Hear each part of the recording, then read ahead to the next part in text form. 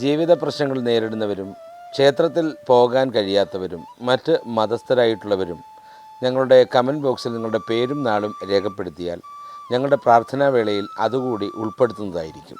അതുപോലെ തന്നെ 2026 നിങ്ങൾക്ക് എങ്ങനെയെന്ന് അറിയുന്നതിനായി ജാതക പരിശോധന നടത്തി പരിഹാര മാർഗ്ഗങ്ങൾ നിർദ്ദേശിക്കുന്നതാണ്. താല്പര്യമുള്ളവർ താഴെ കാണുന്ന വാട്സാപ്പ് നമ്പറിൽ മെസ്സേജായി അയയ്ക്കുക.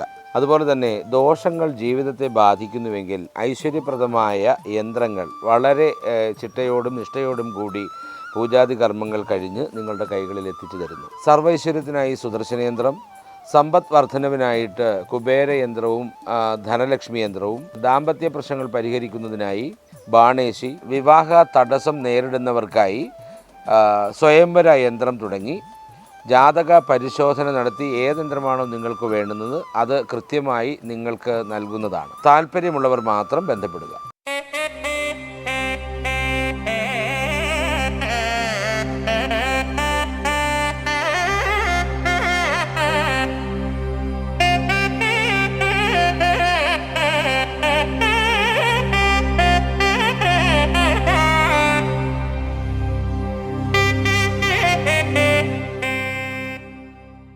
നമസ്കാരം, സുദർശന TV ചാനലിലേക്ക് സ്വാഗതം. ഓം ഗജാനനം ഭൂതഗണാതിസേവിതം കവിത്വജംബുവലസാരഭക്ഷിതം ഉമാസുതം ശോകവിനാശകാരണം നമാമി വിഘ്നേശ്വരപാദപങ്കജം. ഓം മഹേശ്വര, ഓം പാർവതീദേവി അമ്മേ ഭഗവതിയെ നമോ നമ. ഓം സുബ്രഹ്മണ്യസ്വാമി, ഓം അയ്യപ്പസ്വാമി, ഓം കാളികാളി, ഓം ദുർഗാദേവി അമ്മേ, ഓം ദേവദേവ. നമസ്കാരം, ഒരിക്കൽ കൂടി ഏവർക്കും സ്വാഗതം. ഇന്ന് 2026 ആദ്യ പഞ്ചഗ്രഹി യോഗത്തെക്കുറിച്ചാണ് വ്യക്തമാക്കാൻ പോകുന്നത്. പഞ്ചഗ്രഹ യോഗം എന്ന് പറയുന്നത് 5 ഗ്രഹങ്ങളുടെ യോജിപ്പാണ്. 5 ഗ്രഹങ്ങൾ വളരെയധികം ഭാഗ്യദായകങ്ങളായ 5 ഗ്രഹങ്ങളാണ് ചേർന്ന് നിൽക്കാൻ പോകുന്നത്. 2026 ജനുവരി മാസത്തിൽ മകര രാശിയിൽ രൂപപ്പെടുന്ന യോഗമാണ് പഞ്ചഗ്രഹ യോഗം എന്ന് പറയുന്നത്. ഈ പഞ്ചഗ്രഹ യോഗത്തിന് നമ്മൾ പഞ്ചഗ്രഹി എന്നും പറയാറുണ്ട്. സൂര്യൻ, ചൊവ്വ, ബുധൻ, ശുക്രൻ, ചന്ദ്രൻ എന്നീ ഗ്രഹങ്ങളാണ് പഞ്ചഗ്രഹി യോഗത്തിൽ ചേർന്ന് നിൽക്കുന്നത്. തീർച്ചയായിട്ടും ഈ ഗ്രഹങ്ങളുടെ യോജിപ്പ് എന്ന് പറയുന്നത് സർവഭാഗ്യകരമായ യോജിപ്പാണ്. തീർച്ചയായിട്ടും പഞ്ചഗ്രഹി യോഗത്തിൻ്റെ അടിസ്ഥാനത്തിൽ ശുഭ ജീവൽ വ്യവസ്ഥകൾ വന്നു ചേരുന്ന കുറച്ചു രാശിക്കാരുണ്ട്. ആ രാശിക്കാരെക്കുറിച്ചാണ് ഈ എപ്പിസോഡിൽ നമ്മൾ വ്യക്തമാക്കുന്നത്.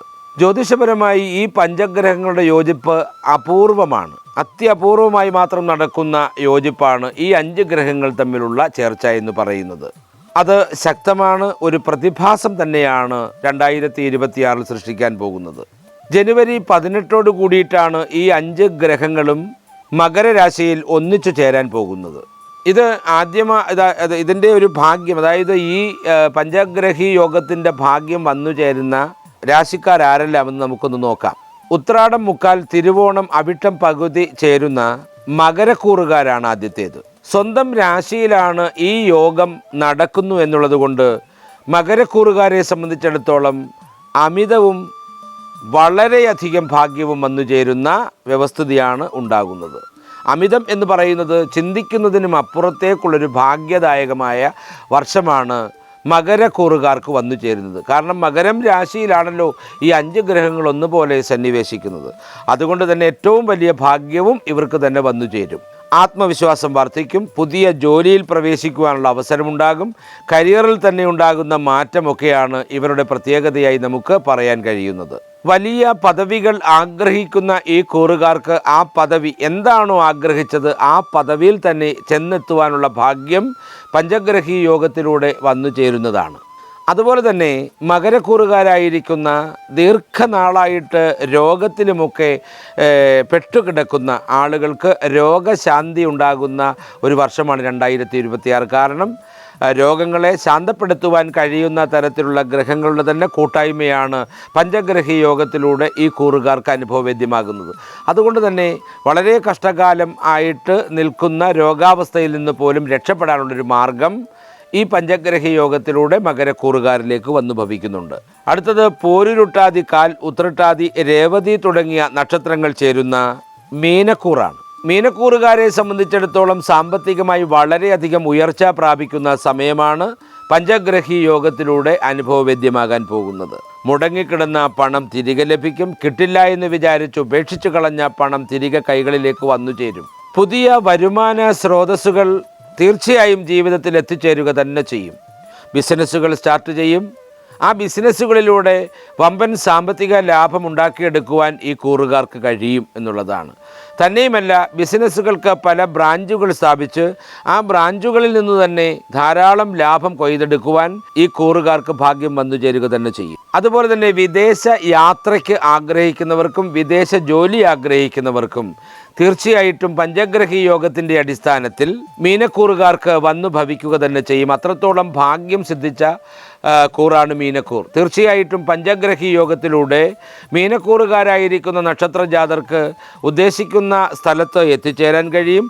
ഉദ്ദേശിക്കുന്ന പദവിയിൽ എത്തിച്ചേരാൻ കഴിയും. ഉദ്ദേശിക്കുന്ന തരത്തിൽ സമ്പത്ത് ഉണ്ടാക്കിയെടുക്കുവാൻ കഴിയും. എല്ലാം കൊണ്ടും വളരെ സന്തോഷകരമായിരിക്കുന്ന ഒരു ജീവിതത്തിൻ്റെ വ്യവസ്ഥയിൽ എത്തിച്ചേരാൻ കഴിയും. നല്ല കുടുംബ ജീവിതത്തിന് സാധ്യമാകുന്ന തരത്തിൽ പഞ്ചഗ്രഹി അനുഗ്രഹിക്കുക തന്നെ ചെയ്യുമെന്നുള്ളതാണ്. അടുത്തത് കാർത്തിക മുക്കാൽ രോഹിണി മകയിരം പകുതി ചേരുന്ന ഇടവക്കൂറാണ്. ഇടവക്കൂറുകാരുടെ ഭാഗ്യസ്ഥാനത്താണ് ഈ ഗ്രഹങ്ങൾ യോഗം ചെയ്ത് നിൽക്കുന്നത്. ആയതുകൊണ്ട് തന്നെ ഇടവക്കൂറുകാർക്ക് ഏതുവഴി ഭാഗ്യം എത്തിച്ചേരുമെന്ന് പറയാൻ കഴിയില്ല. ഏതു മേഖലയിലൂടെയും ഭാഗ്യം എത്തിച്ചേരാം. അവരുടെ വിദ്യാഭ്യാസ മേഖലയിലൂടെയാണെങ്കിലും തൊഴിൽ മേഖലയിലൂടെയാണെങ്കിലും കർമ്മ മേഖലകളിലൂടെയാണെങ്കിലും വിദേശ മേഖലകളിലൂടെയാണെങ്കിലും എന്ന് വേണ്ട ഏതു തരത്തിലും സമ്പത്തിൻ്റെ അധിക ഭാഗ്യം വന്ന് ഇവരെ അനുഗ്രഹിക്കുക തന്നെ ചെയ്യും. അതാണ് പഞ്ചഗ്രഹി യോഗത്തിലൂടെ ഈ കൂറുകാർക്ക് വന്നു ചേരുന്ന ഭാഗ്യം എന്ന് പറയുന്നത്. പിതൃസ്വത്ത് ലഭിക്കുവാനോ കുടുംബത്തിൽ മംഗളകരമായ കർമ്മങ്ങൾ നടക്കുവാനോ ഉള്ള ഭാഗ്യമുണ്ടാകും.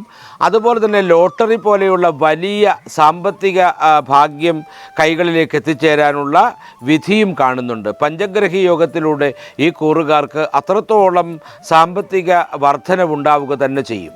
സമൂഹത്തിൽ ബഹുമാനവും പ്രശസ്തിയും വർദ്ധിക്കുകയും തീർച്ചയായും ജനങ്ങൾ പൂർണ്ണമായും അംഗീകരിക്കുകയും ചെയ്യുന്ന നക്ഷത്രജാതരായ ഇടവക്കൂറുകാർക്ക് ഈ ഭാഗ്യം വന്നു ചേരും.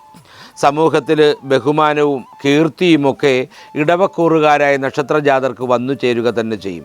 അത്രത്തോളം വലിയ ഭാഗ്യമാണ് പഞ്ചഗ്രഹി യോഗത്തിലൂടെ ഇവർക്ക് അനുഗ്രഹവേദ്യമാകാൻ പോകുന്നത്.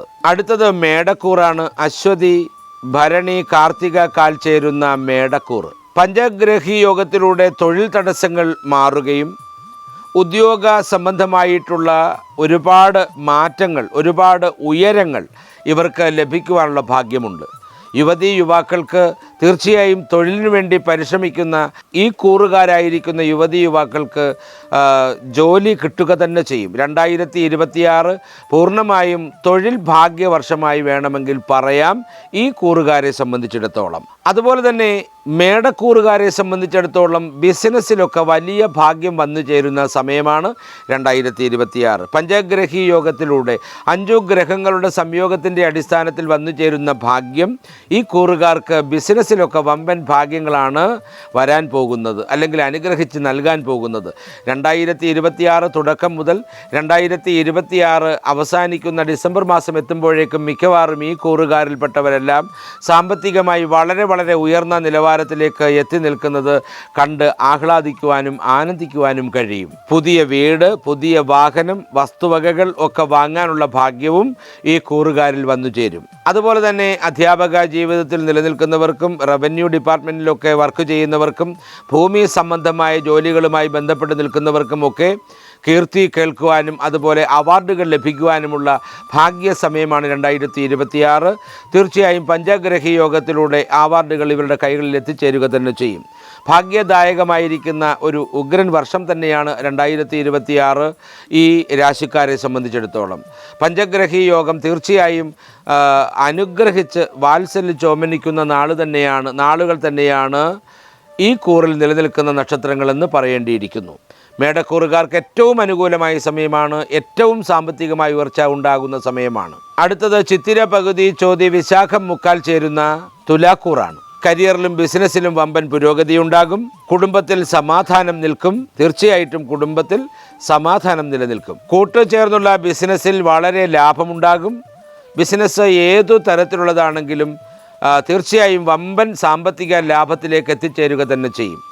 പല പല മേഖലകളിലേക്ക് ബിസിനസ് വ്യാപിപ്പിക്കുവാൻ കഴിയും. അപ്രതീക്ഷിതമായ ധനാഗമത്തിന് അത് കാരണമാവുകയും ചെയ്യും. അതുപോലെ തന്നെ തൊഴിൽ അധിഷ്ഠിത വിദ്യാഭ്യാസത്തിനു വേണ്ടി പഠിക്കുന്ന വിദ്യാർത്ഥികൾക്ക് തൊഴിൽ നേടി വിജയിക്കുവാൻ കഴിയും. വിദേശ യാത്രയ്ക്ക് അനുകൂലമായ സമയമാണ്. വിദേശത്തെത്തി ധാരാളം ജോലി മാർഗങ്ങൾ സ്വീകരിക്കാനും അതിലൂടെ സമ്പത്ത് ഉയർത്തുവാനും കഴിയുന്ന നിലവാരത്തിലേക്ക് എത്താൻ പഞ്ചഗ്രഹി യോഗം ഈ കൂറുകാർക്ക് അനുഗ്രഹം നൽകുക തന്നെ ചെയ്യും. സമ്പത്തിൻ്റേതായിരിക്കുന്ന ഏറ്റവും ഉയർന്ന തലത്തിൽ നിലനിൽക്കുവാൻ ഈ കൂറുകാർക്ക് കഴിയും എന്നുള്ളത് എടുത്തു പറയേണ്ട കാര്യമാണ്. പഞ്ചഗ്രഹി യോഗത്തിലൂടെ തുലാക്കൂറുകാർക്ക് എത്തുന്ന ഭാഗ്യം വിശദീകരിക്കുവാൻ കഴിയുന്നതിനേക്കാൾ കൂടുതലാണ്. ലഭിക്കാതെ മുടങ്ങിക്കിടന്ന പണമൊക്കെ ലഭിക്കും. അതുപോലെ തന്നെ ഉദ്യോഗത്തിൽ പ്രമോഷൻ സാധ്യത വളരെ കൂടുതലുള്ള വർഷമാണ് 2026. ഈ 2026 ആദ്യമായി ഉണ്ടാകുന്ന പഞ്ചഗ്രഹി യോഗത്തിലൂടെ വളരെ സൗഭാഗ്യങ്ങൾ വന്നു ചേരും. തീർച്ചയായും തുലാക്കൂറുകാർക്ക് ഏറ്റവും അനുകൂലവും നന്മയുള്ളതുമായ സമയമാണിത്. ഇനി നമുക്ക് പഞ്ചഗ്രഹി യോഗം ലഭിക്കുന്നതിനായിട്ടുള്ള ചില മാർഗങ്ങൾ കൂടി പറയാം. മഹാദേവനെ ധ്യാനിക്കുക. ശനി ദോഷ കാലമുള്ളവർ പോലും മഹാദേവനെ ധ്യാനിക്കുക. അയ്യപ്പസ്വാമിയെ കൂടി ധ്യാനിക്കുക. മകരം രാശിയുടെ അധിപൻ ശനി ആയതിനാൽ ശനിയാഴ്ചകളിൽ നീരാജന വഴിപാട് നടത്തുന്നത് തീർച്ചയായും പഞ്ചഗ്രഹി യോഗം കൂടുതൽ അനുഗ്രഹം നൽകുന്നതിന് കാരണമാകും. അതുപോലെ തന്നെ ശനി ചാലീസ ജപിക്കുന്നതും ഒരു ഭാഗ്യമാണ്. അതുപോലെ സൂര്യ നമസ്കാരം ചെയ്യുക. സൂര്യദേവനെ പ്രീതിപ്പെടുത്തുവാനായിട്ട് സൂര്യ നമസ്കാരം ചെയ്യുക, സൂര്യ മന്ത്രങ്ങൾ ജപിക്കുക തുടങ്ങിയവയൊക്കെ ചെയ്യുന്നതിലൂടെ പഞ്ചഗ്രഹി യോഗം വളരെ വളരെ അനുഭവവേദ്യമാകും. സൂര്യ നമസ്കാരം ചെയ്യുന്നതിലൂടെയും സൂര്യ മന്ത്രം ജപിക്കുന്നതിലൂടെയും ആത്മവിശ്വാസം വളരും. നമുക്ക് വളരെയധികം ഭാഗ്യ സൗഭാഗ്യങ്ങളിലേക്ക് എത്തിച്ചേരാൻ കഴിയുക തന്നെ ചെയ്യും. പാവപ്പെട്ടവർക്ക് ഭക്ഷണവും വസ്ത്രവും ധനവും ദാനം നൽകുക. ദാനത്തിലൂടെ നമുക്ക് പഞ്ചഗ്രഹി യോഗത്തിൻ്റെ അനുഗ്രഹം ലഭിക്കാനിടയാകും. അതുപോലെ തന്നെ ദാനം നൽകുന്നതിലൂടെ ദോഷമാർഗങ്ങൾ കുറയാനും ഭാഗ്യമാകും. ഓം നമോ നാരായണ അല്ലെങ്കിൽ ഓം നമശിവായ തുടങ്ങിയ മന്ത്രജപങ്ങൾ 108 തവണ എല്ലാ ദിവസവും രാവിലെയും സന്ധ്യാസമയത്തും ജപിക്കുന്നതും പഞ്ചഗ്രഹി യോഗത്തിൻ്റെ അനുഗ്രഹത്തിന് പാത്രീഭൂതമാകുന്നതിന് കാരണമാകും. അതുപോലെ തന്നെ ശനിയാഴ്ചകളിൽ ആൽമരത്തിന് 7 പ്രദക്ഷിണം വയ്ക്കുന്നതും പഞ്ചഗ്രഹി യോഗം അനുഗ്രഹദായകമായിട്ടുള്ള വ്യവസ്ഥകൾ നൽകുന്നതിന് കാരണമാകും. എല്ലാ നന്മകളും ഉണ്ടാകട്ടെ എന്ന് പ്രാർത്ഥിച്ചുകൊണ്ട് നിർത്തുന്നു. നന്ദി, നമസ്കാരം.